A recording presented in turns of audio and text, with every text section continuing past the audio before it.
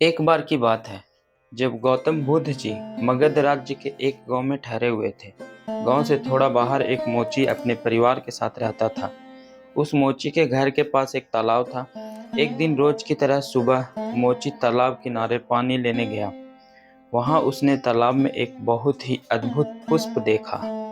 वह पुष्प देखने में बहुत ही सुंदर था और चमत्कारिक भी प्रतीत हो रहा था। मोची ने तुरंत ही अपनी पत्नी को बुलाया और वह पुष्प उसे दिखाया।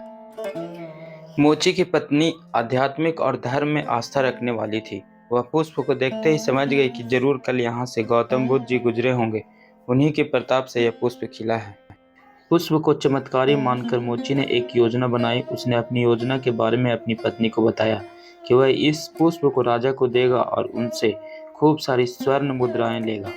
उसकी पत्नी ने सोचा कि यह पुष्प उसके किसी काम का नहीं है, इसे राजा को ही दे दो, कम से कम कुछ कमाई तो होगी। पत्नी की सहमति के बाद मोची राजमहल की ओर निकल गया। राजमहल के रास्ते में उसे एक व्यापारी मिलता है। मोची के हाथ में पुष्प देखकर वह रुक जाता है। वह मोची से पूछता है कि भाई, ये पुष्प लेकर कहाँ जा रहे हो? मोची कहता है कि मैं यह पुष्प लेकर राजा के पास जा रहा हूँ। इसे राजा को भेंट करके मैं राजा से मुंह मांगा इनाम लूंगा। व्यापारी ने मोची को प्रस्ताव दिया कि तुम ये पुष्प मुझे दे दो, बदले में मैं तुम्हें 100 स्वर्ण मुद्राएं दूंगा।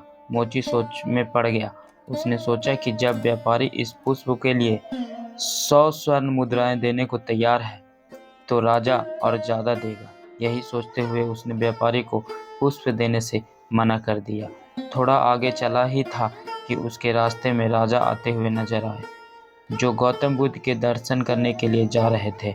राजा भी मोची के हाथ में वो दिव्य पुष्प देखकर अचंभित हो गए। राजा ने मोची को पुष्प के बदले 1000 स्वर्ण मुद्राएं देने के लिए कहा। यह सुनते ही मोची के मन में एक अजीब सी चेतना आई और वह राजा को पुष्प न देकर दौड़ता हुआ सीधे महात्मा बुद्ध के पास जा पहुंचा। महात्मा बुद्ध जी मोची को देखकर हैरत में पड़ गए।